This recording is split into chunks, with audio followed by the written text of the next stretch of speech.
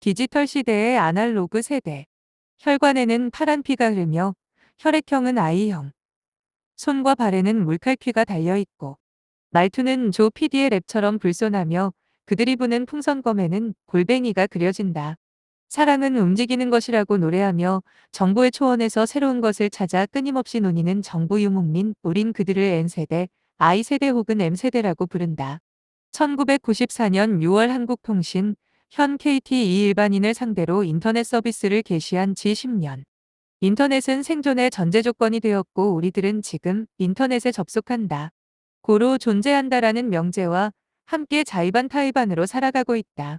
더 나아가 첨단 디지털 기기의 발전과 함께 무선 네트워크가 결합되면서 그 위세는 기하급수적으로 위력을 발휘하며 생활 전반에 영향을 끼치게 되어 이젠 D세대, 디티즌의 시대를 지나 유비쿼터스의 시대가 가까이 오고 있음에 아날로그 세대는 실로 현기증을 느끼지 않을 수 없다.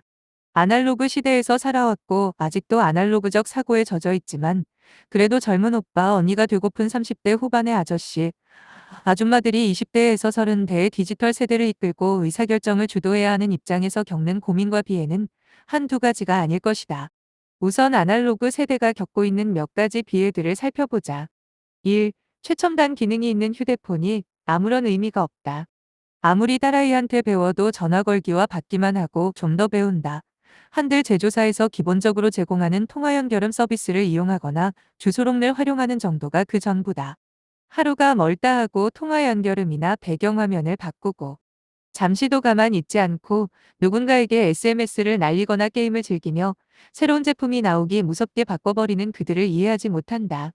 동창 모임이라도 있는 날이면 이들은 휴대폰으로 전화하기 바쁜데 비해 그들은 조용히 손가락 몇 번 두드리면 모든 것이 끝난다. 그들에게는 이들이 쓸데없이 바쁜 인간으로 보일 수밖에 없다. 꽂은 휴대폰을 바꿔달라는 딸아이의 요청을 거부한다면 아마도 그 딸아이는 자신의 방에서 수없이 휴대폰을 집어 던질 것입니다. 2. 아파트 청약. 사서 고생한다.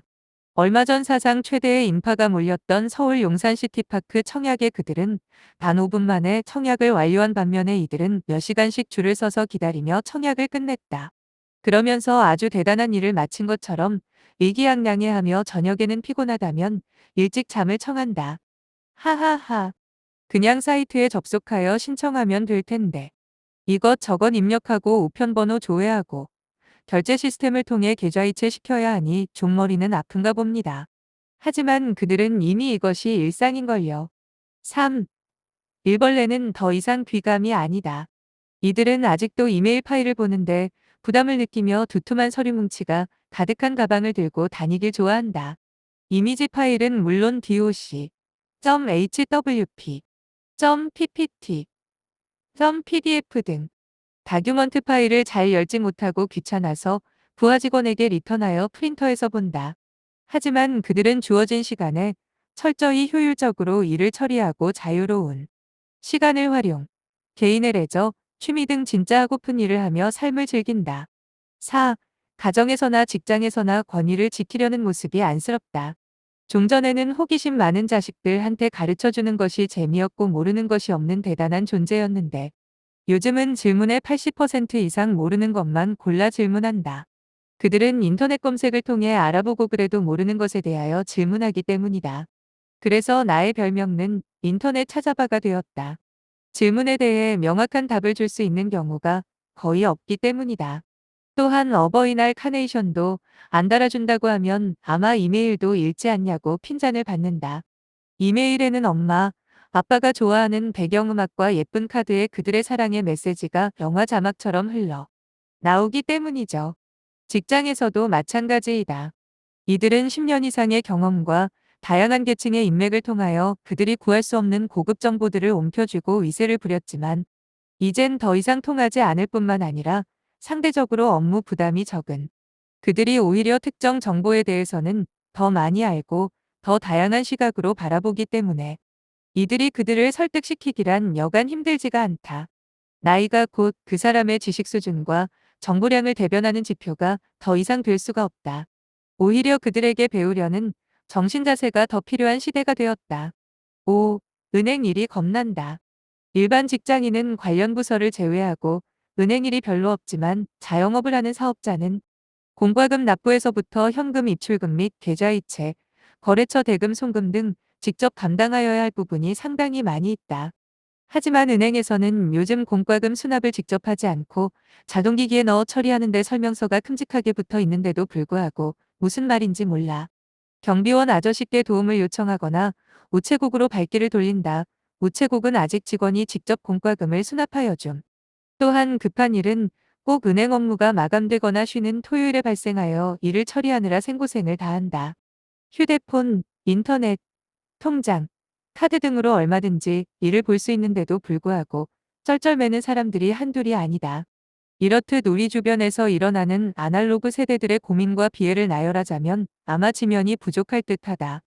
최근 노사모들의 정치활동, 안티국민연금운동, 김선일의 추모 및 관련 의혹에 관한 정보, 이라크 파병 반대, 이와 연계되어 오프라인에서 벌어지는 촛불 시위 등에서 보더라도 기존 패러다임을 가지고 가정은 물론 회사나 국가를 경영하기에는 역부족이다.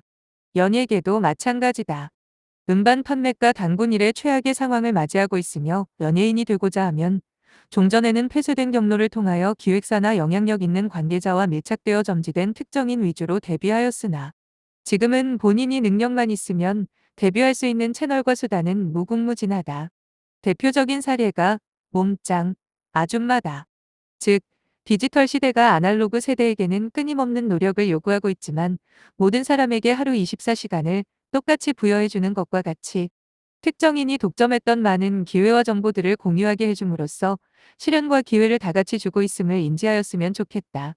물론 디지털 혁명으로 인해 우리들에게 편리함을 주는 이점은 아주 많지만 한편으론 그 폐해와 그늘도 만만치가 않다.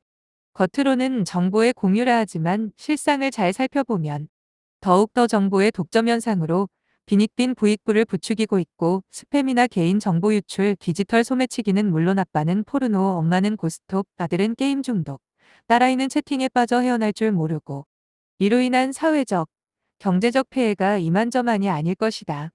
하지만 세상은 변해가고 있으며 변해가지 않으면 생존하기가 힘든 것이 현실인 바. 우리가 어떻게 이를 문명의 이기로 활용하느냐는 각 개인의 건전한 상식과 노력에 좌우될 수밖에 없다. 오늘 제가 쓰는 이 글의 목적은 디지털 시대의 아날로그 세대가 갖추어야 할 최소한의 자색과 노력을 실천하는데 조금이나마 도움이 되었으면 하는 마음에 자유기업센터의 공병호 소장의 이 CEO로 변신하는 길이란 7가지 제언을 소개하면서 저의 몇 가지 짧은 소견을 첨가하고자 합니다. 1. 이메일을 사랑하라. CEO는 자기 손으로 직접 이메일을 쓰고 꺼내보고 작성할 필요가 있다. 비서가 프린터 해주는 것을 그냥 읽는 CEO는 5년 내 천연 기념물의 위치로 떨어지게 될 것이며 퇴출 가능성이 매우 높다. 2. 골프만큼 인터넷을 즐겨라. 벤처는 물론 대기업들이 온라인 기업화를 통해 변신을 이루어가면서 정보기술혁명을 펼치고 있는 시대에 그 물결에 동참하기 위해서는 골프만큼이나 인터넷을 즐겨야 한다. 3. 청년 정신을 유지하라. 과거의 성공 경험, 과거의 체험에 연연해서는 곤란하다. 절박감과 위기의식으로 새로운 변화를 받아들여야 한다. 4. 나눔의 문화에 주목하라. CEO들은 독점적으로 소유하는 것에 익숙해져 있다. 그러나 디지털 혁명의 진면목은 나눔의 문화에 있는 바. 소유욕을 버리고 상호 윈윈하는 경영에 주목할 필요가 있다. 5. 기술 혐오증에서 벗어나라. 대다수 CEO들은 새로운 기술이라면 겁부터 먹는다. 따라서 전자신문이나 인터넷 잡지 등을 꾸준히 읽으면서 정보기술 혁명에 대한 심리적 거부감, 저항감을 넘어서는 의식적 노력을 기울여야 한다. 6. 신휴먼 네트워크를 구축하라. 정보화, 디지털 시대에는 CEO들이 갖고 있던 인맥에 더해 새로운 인맥을 형성할 필요가 있다. 30대에서 40대의 정보화 선두주자들과의 교류를 통해 새로운 비즈니스 채널을 구축하고 이메일을 통한 개인적 네트워크를 구축할 필요가 있다. 7. 속도와 창의성에 주목하라.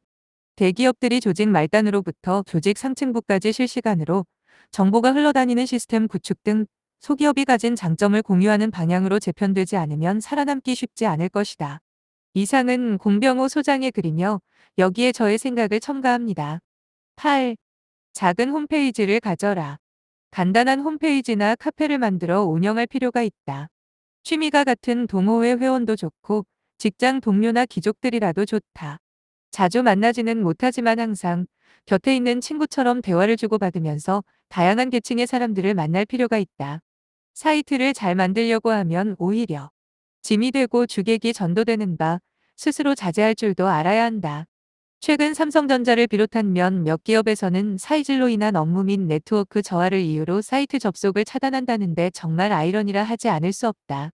동영상 포르노를 막는다고 하다가 좀 시간이 지나자 채팅을 막는다고 부산을 떤 지가 얼마나 되었다고. 9. 즐겨찾기나 이메일 서비스를 잘 이용하라. 정보의 바다에서 진주를 찾기란 여간 힘들지 않다. 따라서 자신의 관심 분야 정보를 제공하는 사이트를 정해놓고 출근 시 또는 퇴근 시 꼭 한 번씩 접속하는 습관을 들인다. 그것도 귀찮다면 각종 연구소나 전문지의 이메일 클럽에 가입하여 최근의 트렌드와 이슈에 대한 정보를 제공받으면 편리하다. 10. 논객이 아니더라도 가끔은 글을 써서 이메일로 보내보자. 글을 쓴다는 것이 이렇게 부담스러운 줄 몰랐다. 하지만 글을 쓰면서 얽히고 설긴 생각이나 사고, 지식 등이 체계적으로 정리가 되고 나의 것이 된다. 또한 혼자만이 보는 글이 아니라 타인에게 보낸다는 것이 여간 조심스럽지 않아 불확실한 정보는 두 번, 세 번 확인함으로써 대충 알고 지내던 개념이나 지식이 보다 분명해진다.